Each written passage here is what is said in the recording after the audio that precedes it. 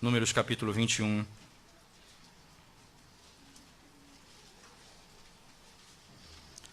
Verso de 1 ao verso 9.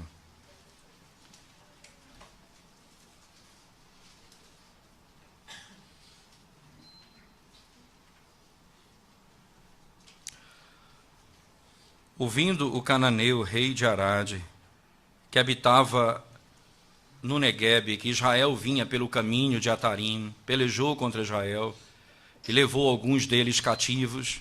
Então Israel fez voto ao Senhor, dizendo: se de fato entregares este povo nas minhas mãos, destruirei totalmente as suas cidades. Ouviu, pois, o Senhor a voz de Israel e lhe entregou os cananeus. Os israelitas os destruíram totalmente, a eles e às suas cidades, e aquele lugar se chamou Horma. Então partiram do monte Hor, pelo caminho do Mar Vermelho, a rodear a terra de Edom, porém o povo se tornou impaciente no caminho. E o povo falou contra Deus e contra Moisés: por que nos fizeste subir do Egito, para que morramos neste deserto, onde não há pão nem água? E a nossa alma tem fastio desse pão vil.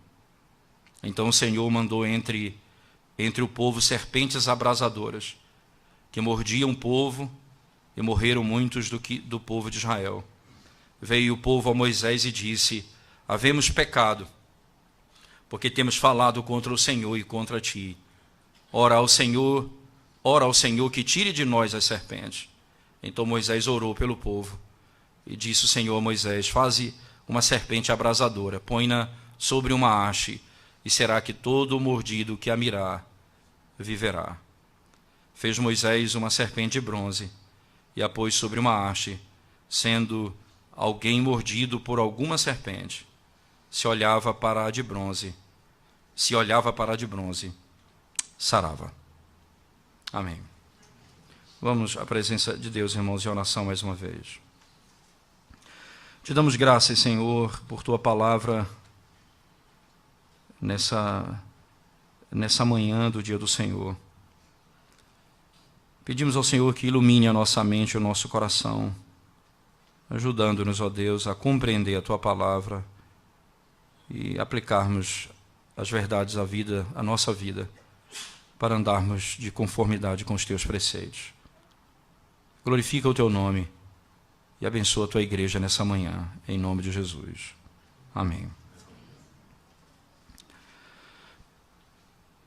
Eu não sei de vocês, depende da idade, obviamente, mas sempre quando nós temos lembranças da nossa adolescência, infância, ou até mesmo juventude, não é? Lembramos de alguns personagens que chamam muito a nossa atenção. É interessante que, não pouco tempo ainda vive hoje, Clint Eastwood, que é um grande ator, não é? E é cineasta hoje, porque ele faz filmes também. E é muito comum você ver esses personagens, e uma coisa que você admira é o fato de que eles são personagens solitários, né? Sempre eles vencem os conflitos sozinhos. Né? É a síndrome do Rambo, né? Ele destrói um exército inteiro sozinho. Né? Ele se trava no lugar, ele resolve todos os problemas do mundo sozinho.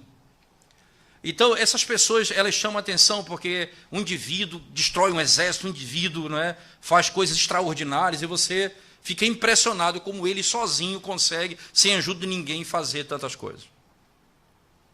Essa crise, né, vou chamar assim, esse entendimento, às vezes, ele agrada ao nosso coração por algumas razões simples. Porque muitas vezes também nós temos a ideia, ou pensamos, não é, que podemos resolver os nossos problemas sozinhos, ou mesmo destruir os nossos inimigos sozinhos, ou vencer os nossos pecados sozinhos, ou podemos andar em santidade sozinho, ou nós podemos ser uma pessoa que agrada a Deus sozinho. E isso é muito interessante porque, de alguma forma, né, essa é a grande dificuldade da alma humana. Nós temos essa síndrome, nós temos essa dificuldade. Nós queremos vencer sozinhos. e não funciona. Se há uma coisa que a Escritura muito bem declara em todo canto, é que o autossuficiente, ele não entrará no reino dos céus, ele não poderá por si mesmo conquistar o reino de Deus. É que o indivíduo que depende de si mesmo, ou da sua força, ou da sua capacidade, ele não conquistará aquilo que o Senhor tem para ele. E isso é impossível para o homem. Por que isso é importante nesse momento do texto, da narrativa, irmãos? Porque o que nós temos aqui é uma virada interessante na história de Israel. Primeiro, porque lembra que 40 anos se passaram, eles estão aqui no último ano, eles estão às portas da terra prometida. E essa geração aqui já não é a geração que saiu do Egito. Então eles estão tendo um novo começo, um início, não é, que os seus pais tiveram. Eles estão tendo uma nova chance. E Deus então vai alertá-los, e entenda isso, Deus protege os filhos, Deus salva os filhos da destruição, mas os pais vão morrer no deserto. Então Deus está ensinando aos filhos que eles não vão entrar na terra prometida confiando em si mesmos. Que eles não vão conquistar a terra prometida baseado na sua própria força. E perceba que eles aprenderam isso no primeiro momento da narrativa. Veja, se você voltar comigo, no início do capítulo 1, do verso 1 do capítulo 21. Ouvindo o cananeio rei de Haddad, que habitava no Neguebe, que Israel vinha pelo caminho de Atarim. Perceba que não é, essa é uma declaração importante, porque os inimigos estão vendo Israel marchando, e ele então, eles dizem, olha, ele vai passar por esse caminho. Ele se levanta contra Israel e levou cativo alguns homens de Israel. Ele parte, e como Israel vai vencer essa batalha? Verso 2, então Israel fez voto ao Senhor, dizendo, você percebe, eles vão buscar o Senhor, eles vão ao Senhor, eles entendem aqui que eles não vão poder vencer os seus inimigos sem o Senhor. E eles vão ao Senhor, dizendo, se de fato entregares este povo nas minhas mãos, destruirei totalmente as suas cidades. Interessante que há uma tradução que diz assim, não é?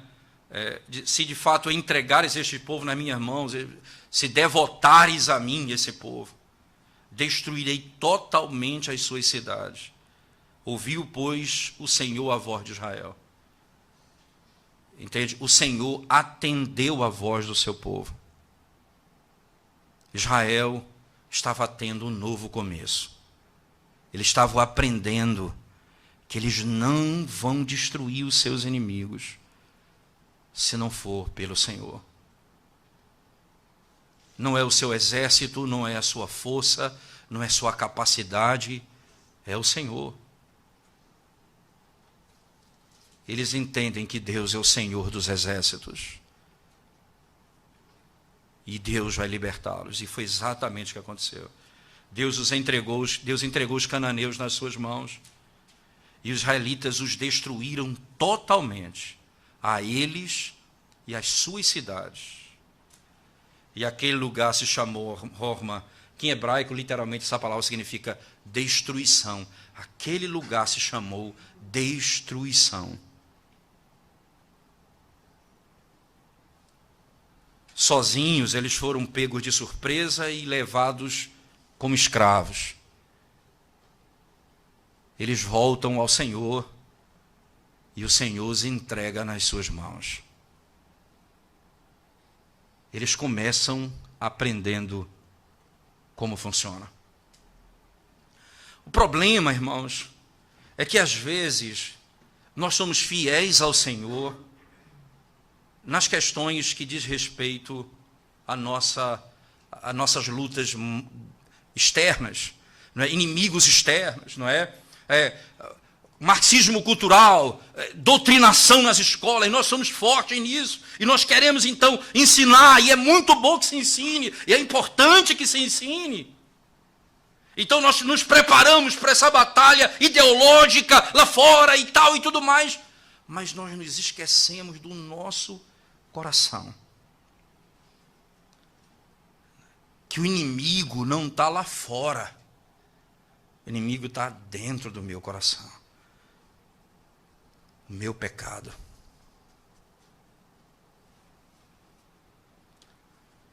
Rapidamente nós discernimos os inimigos, mas esquecemos dos que estão aqui dentro do nosso coração. Os terríveis inimigos, que é o descontentamento, a insatisfação.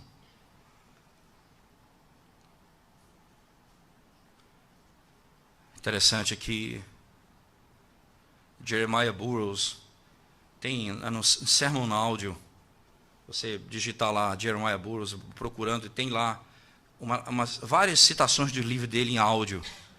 E ele tem uma sobre esse assunto que é muito interessante. Ele diz que nesse trecho ele fala o seguinte, que muitas vezes nós como homens, né,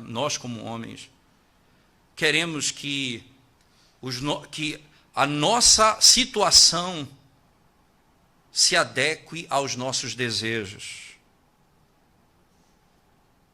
E nós vamos viver infelizes com isso. Ele diz, o que nós devemos fazer é adequar os nossos desejos à nossa situação. Nós não estamos felizes, nós vivemos com base no que nós desejamos, não no que nós já temos. Nós não temos paz na nossa alma, porque nós vivemos em busca daquilo que ainda não temos. E esquecemos de tudo o que temos. Ora, foi assim, exatamente assim que Satanás fez com Adão e Eva no jardim do Éden. Ora, Deus disse, você pode comer de todas as árvores do jardim, exceto de uma. Satanás disse, é verdade que você não pode comer de nenhuma. Perceba que o grande foco é mostrar, esquecer de tudo o que temos e pensar só naquilo que não temos. E aí eu digo, Deus não é bom, Ele me retém coisa, Ele me retém isso porque isso vai me fazer bem. Então você percebe que o pecado ele entra exatamente aqui. Quando nós queremos aquilo que Ele não nos deu e vivemos com base naquilo que desejamos. E por não termos o que desejamos, vivemos sem paz. Porque a nossa paz repousa naquilo que nós desejamos. Interessante, volte o texto comigo, por favor, no verso 4. Então partiram do Monte Hor pelo caminho do Mar Vermelho. Apesar de mudar a cena, os personagens, a narrativa caminha na mesma direção. A rodear a terra de Edom. Porém o povo se tornou impaciente no caminho. É interessante, veja, o povo se torna impaciente. Impaciente, irmãos. Não porque eles estão aqui simplesmente 40 anos no deserto. Porque é estranho, eles passaram por uma grande vitória pouco tempo atrás. Mas o que está sendo dito aqui é, vocês não vão entrar, perceba que vocês são a mesma natureza dos seus pais. Vocês que vão entrar na terra, vocês têm o mesmo coração que os pais de vocês.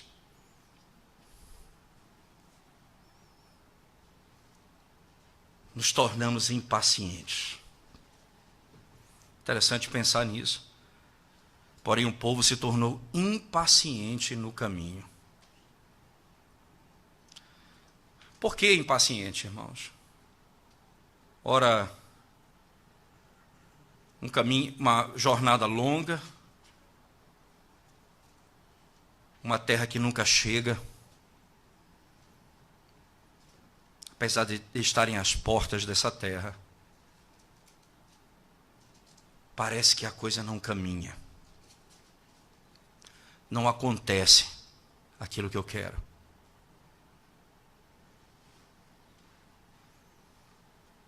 Porque se eu fosse Deus, é o que a impaciência diz. Porque se eu fosse Deus, eu já teria me dado aquilo que eu tanto desejo.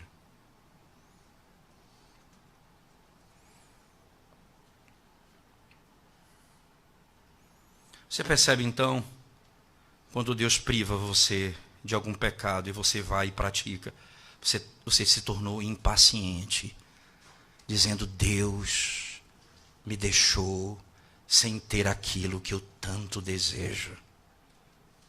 Ele está dizendo: não, você não pode fazer isso.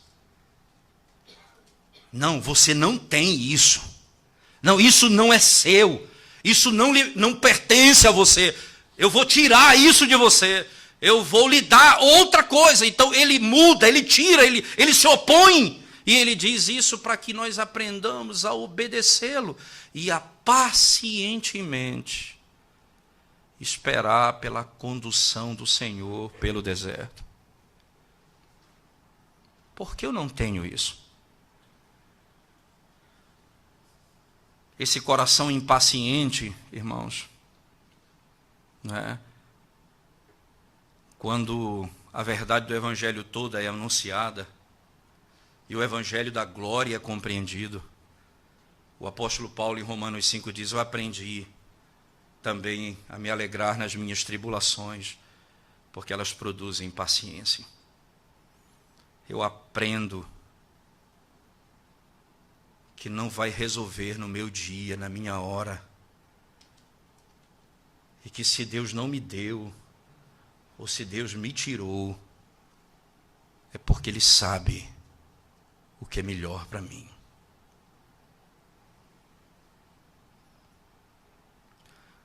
Cito uma frase citada por Ryan McGraw, que citou na página dele uma frase de John Owen, que diz assim: se nós tivéssemos a sabedoria de Deus, nós oraríamos para estarmos no lugar onde nós nos encontramos.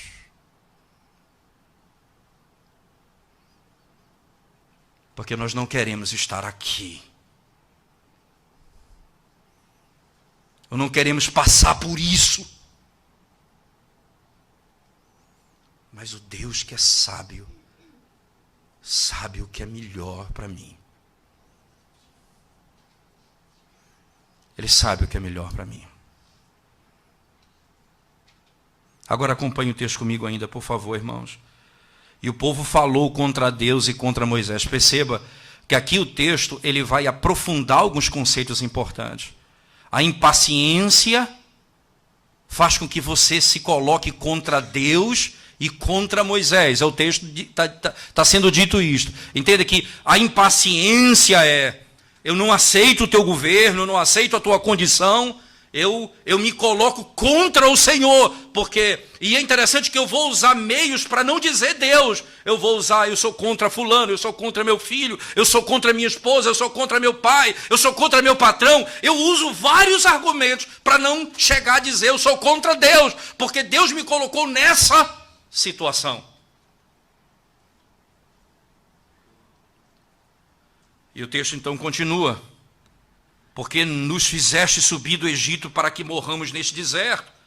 Que história! E eu posso dizer isso aqui, me perdoe dizer isso, mas que coisa chata isso.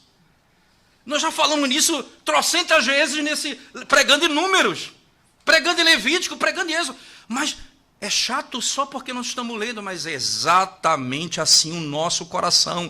Nós sempre estamos reclamando de alguma coisa. Sempre nós estamos achando que falta alguma coisa. Sempre não temos aquilo que desejamos.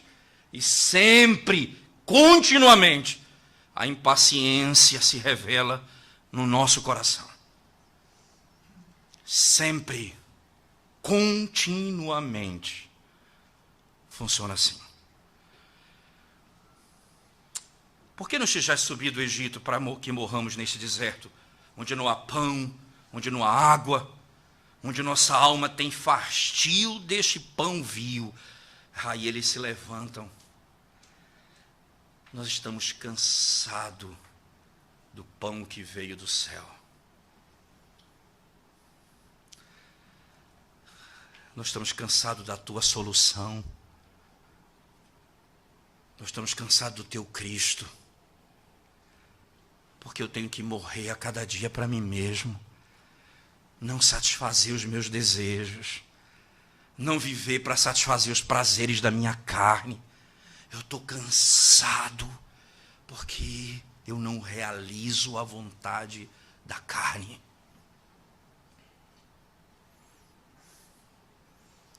Eu me cansei da água. Eu me cansei do pão. E veja a linguagem desse pão vil.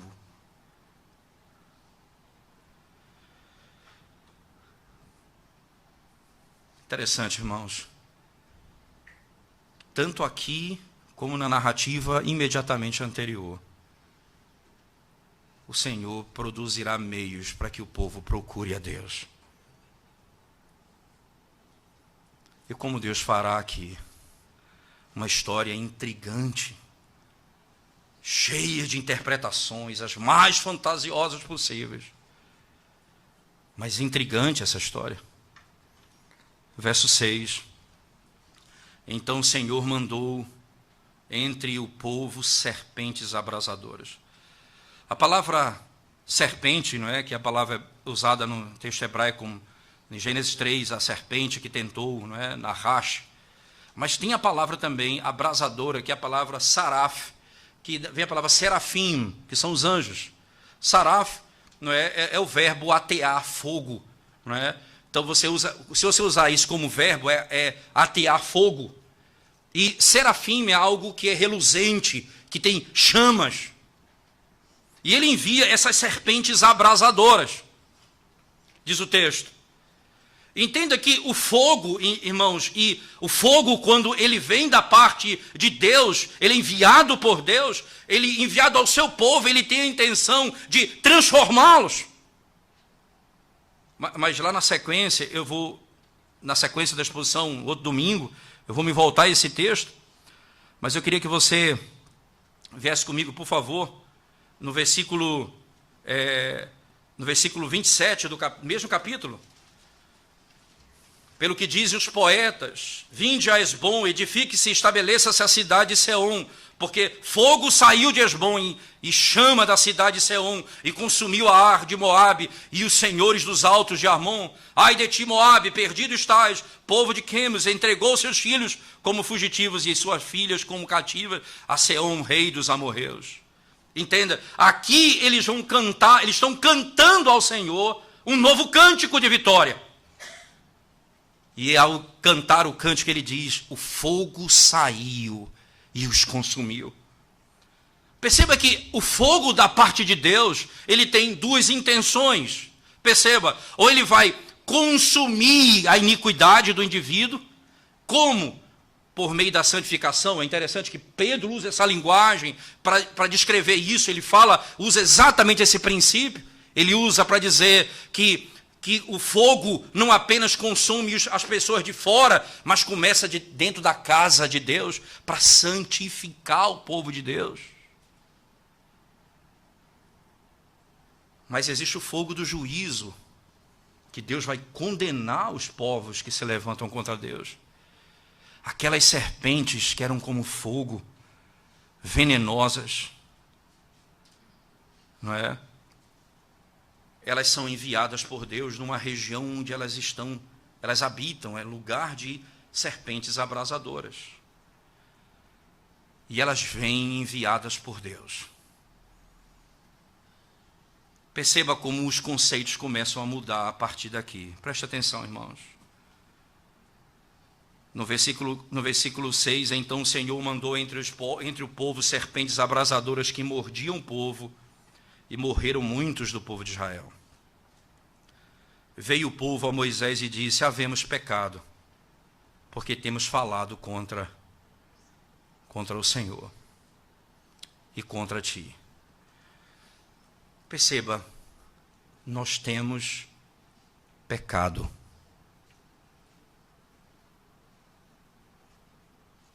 Nós pecamos.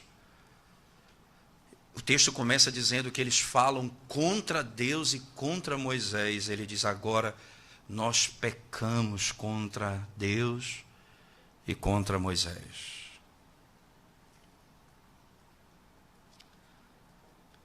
Nós temos pecado contra o Senhor. eles buscam a Deus. Na primeira sessão, os inimigos vêm e arrebatam, sequestrando parte do povo de Israel. Eles vão a Deus e Deus os liberta. Quando eles pecam contra Deus, eles vão a Deus e Deus os liberta. Eles não vão vencer sozinhos. Eles não vão destruir os inimigos sozinhos. Eles não poderão vencer o pecado sozinhos. Deus envia a salvação.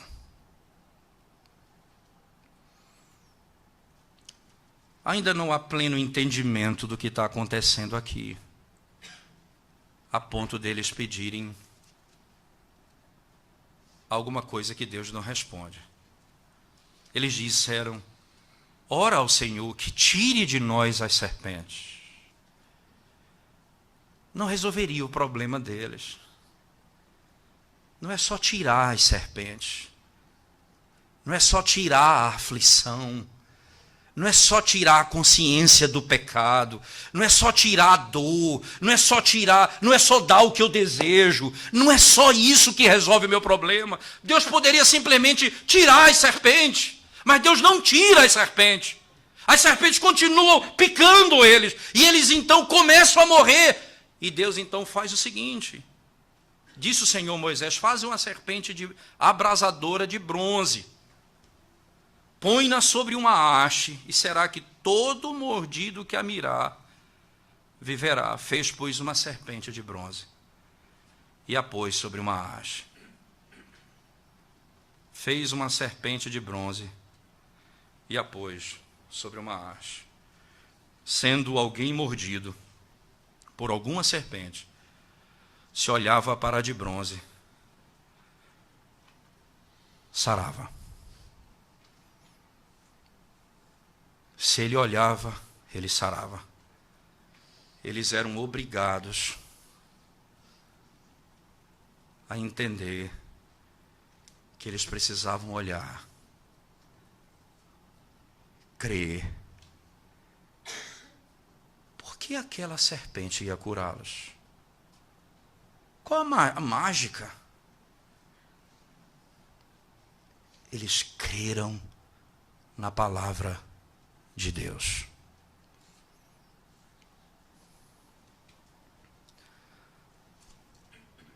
Deus usa os meios mais extraordinários para nos fazer chegar a esse momento de declarar a glória dele no meio das maiores angústias da nossa alma.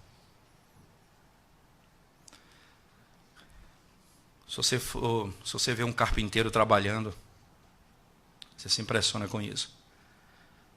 Ele pega 2 folhas de madeira fina, seja lá o que for, para fazer alguma parte de um móvel, e ele põe cola no meio. Então ele vai prensar aquilo por algum tempo, até que sejam completamente unidas. O Senhor faz exatamente assim conosco. Para que isso se misture em nós, Ele nos prensa. Nos prensa até misturar e não poder mais separar.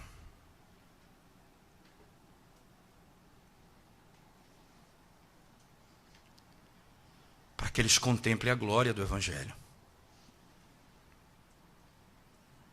Para que eles contemplem a glória do Evangelho.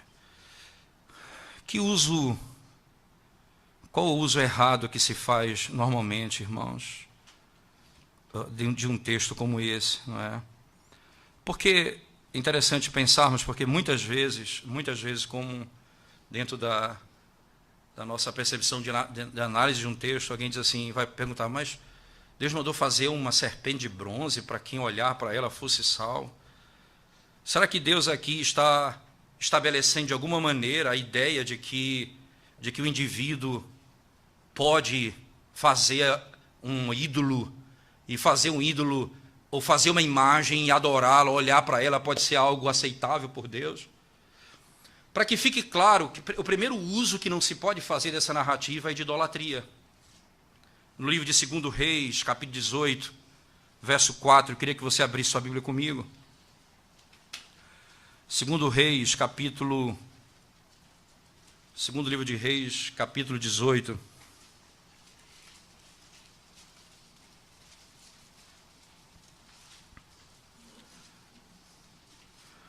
Segundo livro de Reis, capítulo 18, versículo 4, diz assim a palavra de Deus, irmãos. Removeu os altos, quebrou as colunas e deitou abaixo o poste ídolo e fez em pedaços a serpente de bronze que Moisés fizera, porque até aquele dia os filhos de Israel lhe queimavam incenso e lhe chamavam Neustã.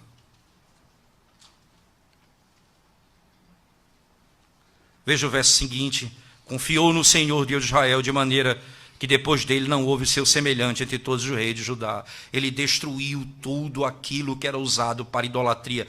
Não era esse o fim da serpente. Não foi para isso que Deus fez, para servir de ídolo. Mas eles usavam de maneira como ídolo. Como que confiando, perceba, e exatamente isso, os meios que Deus utiliza, as pessoas querem se prostrar diante do meio que Deus utilizou para servir e adorar. E Deus ali está mostrando, eles praticavam idolatria e foram destruídos por isso. Então, o primeiro conceito, não é para esse fim que essa serpente é usada. Qual o fim? Não é? Para que é usado esse texto? Você vai ver lá no texto específico de João, texto que nós já expomos, mas eu vou voltar a ele à luz desse texto agora. João capítulo 3, por favor.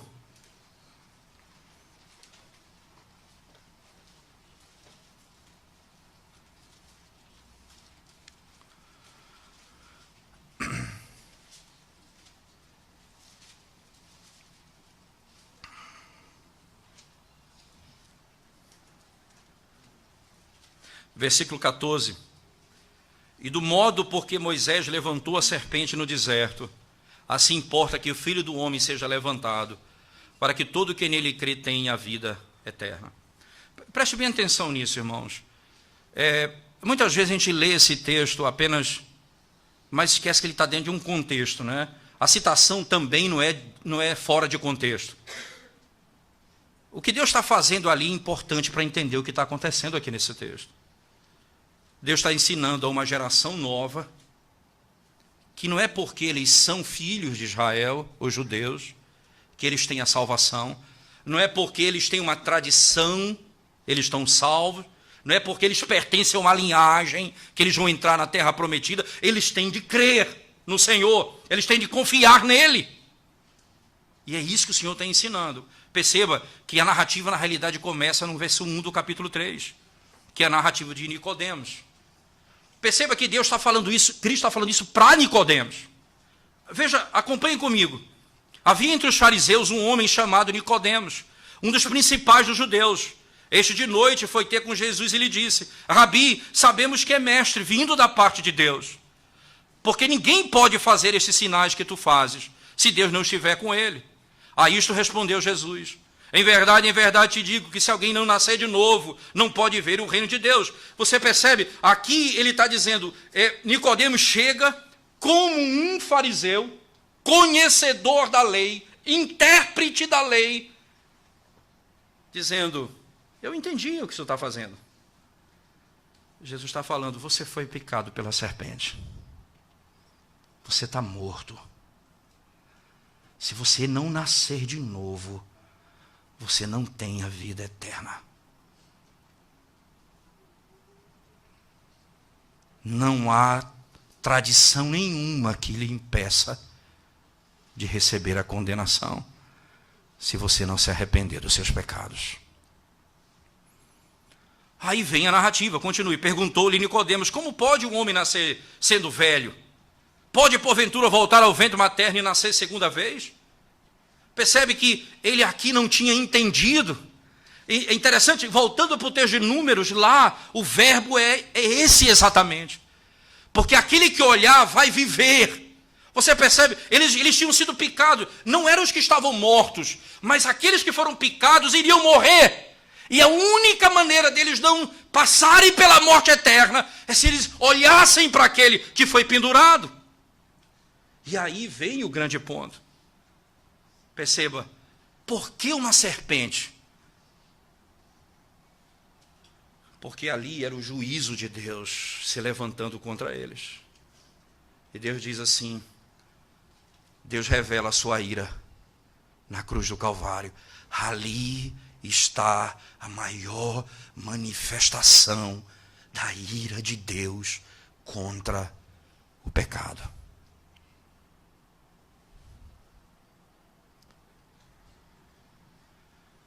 Como nós poderemos viver?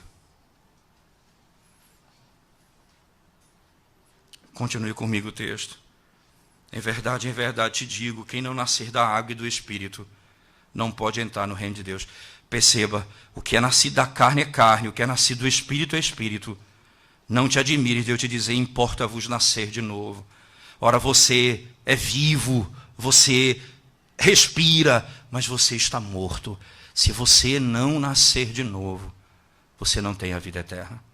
O vento sopra onde quer, ouve a sua voz, mas não sabe de onde vem, nem para onde vai. Assim é todo o que é nascido do Espírito. Perceba que ele está dizendo, Nicodemos, não é a tua genealogia que te salva, não é porque você é filho dos que entraram na terra prometida, não é porque você é judeu, não é por isso que você... Perceba que a obra do Espírito, ela é operada graciosamente, não depende de você. O vento sopra onde quer, na maneira, no dia que ele quer. Não depende de você. Então lhe perguntou Nicodemos, como pode suceder isto? Acudiu Jesus. Tu és mestre em Israel e não compreende estas coisas? Em verdade te digo, que nós dizemos o que sabemos e testificamos o que temos visto, contudo não aceitais o nosso testemunho. Se tratando de coisas terrenas, não me credes. Como crereis se vos falar das celestiais? Ora, ninguém subiu ao céu, senão aquele que de lá desceu, a saber, o Filho do Homem, que está no céu. E de modo porque Moisés levantou a serpente no deserto, assim importa que o Filho do Homem seja levantado, para que todo que nele crê tenha a vida eterna. Ali, o olhar para ela é citado aqui como o que crê nele. Não é olhar para a serpente, é crer nele. É isso que Isaías vai dizer, todo aquele que olhar para Deus tem a salvação. Aquele que olhar, e você não pode ver Deus. Se você não crer nele, você não tem a vida eterna. Aqueles que morreram, e é interessante porque o texto de Números usa essa palavra, os que foram picados viveram. Isto é, não morreram, e aqui ele vai dizer, não morrerão eternamente. Porque todos nós morreremos. Mas nós não morreremos eternamente. Porque o meu pecado, o verso 16 de João, porque Deus amou o mundo de tal maneira, que deu o seu Filho unigênito, e aí ele está falando do juízo e da morte dele, para que todo aquele que nele crê não pereça. Veja, o contexto é de Números 21, para que crendo nele você não morra. É o que João diz, se você olhar para ela, você vai viver, você não vai morrer. Se você olhar para ele, você foi ferido. Todos nós fomos feridos pelo pecado, feridos mortalmente. E dentro de nós a morte se estabeleceu. Ele diz, olhe para Cristo e você terá a vida eterna. Ele diz, porquanto, para que todo que nele crê não pereça, mas tenha a vida eterna. Para quem crer no Filho de Deus, não vai morrer, terá a vida eterna.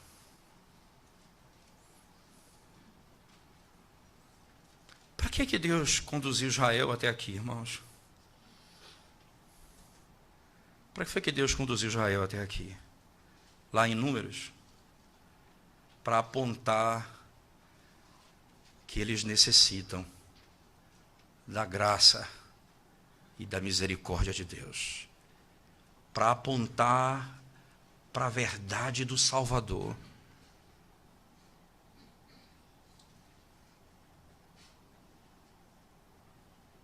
É interessante notar, eu olho para ele e tenho a vida eterna. Aí eu olho para baixo, eu estou padecendo.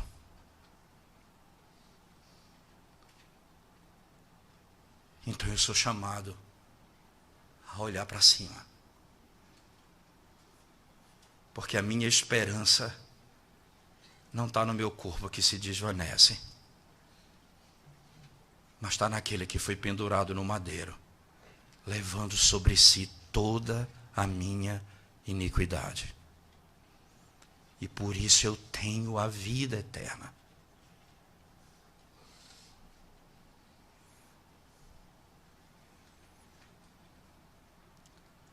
Por que exatamente, irmãos, o Senhor nos ensina isso?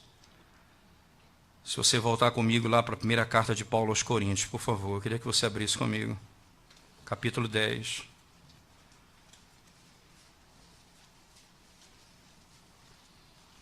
Depois do Senhor falar abertamente sobre os pecados de Israel no deserto, você vai ver, verso 1, ele vai falar, 2, no verso 7, no 3, no 4, no 5, toda essa sequência. No verso 6 ele diz, ora, essas coisas se tornaram exemplos para nós, a fim de que não cobicemos as coisas mais, como eles cobiçaram. Para que o nosso coração não esteja nessas coisas daqui, mas nas coisas do alto. Aí o 7, não vos façais, pois, idólatras, como alguns deles, porquanto está escrito, o povo assentou-se para comer e beber e levantou-se para divertir-se.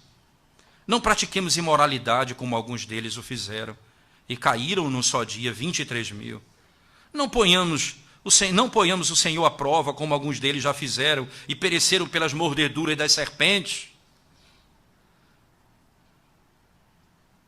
Nem murmureis, como alguns deles murmuraram, e foram destruídos pelo exterminador. Estas coisas lhes sobrevieram como exemplos, e foram escritas para advertência nossa, de nós outros, sobre quem os fins dos séculos têm chegado. Perceba, é para esse fim que essa narrativa foi contada. Para nós que estamos vivendo nessa época. Serviu para eles, a redenção deles, e para nossa redenção. Aí vem agora o cuidado com a soberba. Nicodemos, você que alega ter descendência de salvação, você que acha que é judeu, historicamente ele diz, preste atenção. Aquele, pois, que pensa está de pé, veja que não caia. Aquele que pensa, e ele então exorta a igreja, cuidado, você que confia em você mesmo, você que confia na sua força, olha para o alto e seja salvo. E ele diz mais, não vos sobreveio tentação que não fosse humana, mas Deus é fiel e não permitirá que sejais tentados além das vossas forças. Você acha que não vai dar conta? Creia na palavra do Senhor. Pelo contrário, juntamente com a tentação, vos proverá livramento, de sorte que a possais suportar. Não murmureis Não ponham o Senhor à prova. Não reclamem, não sejam impacientes. Espera no Senhor. Ele dará livramento. Ele nos levará seguros até a terra prometida. Levante os seus olhos e contemple a Cristo. E você terá a vida eterna. Amém. Vamos orar ao Senhor, irmãos.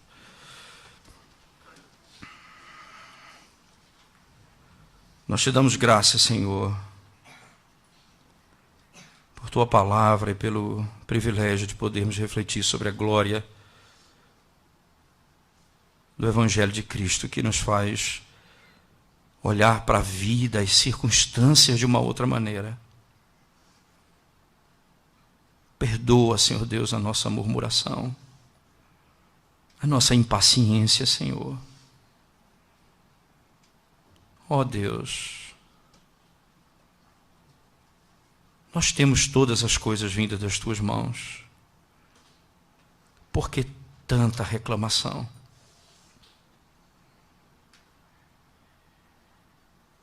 Nós temos a vida eterna.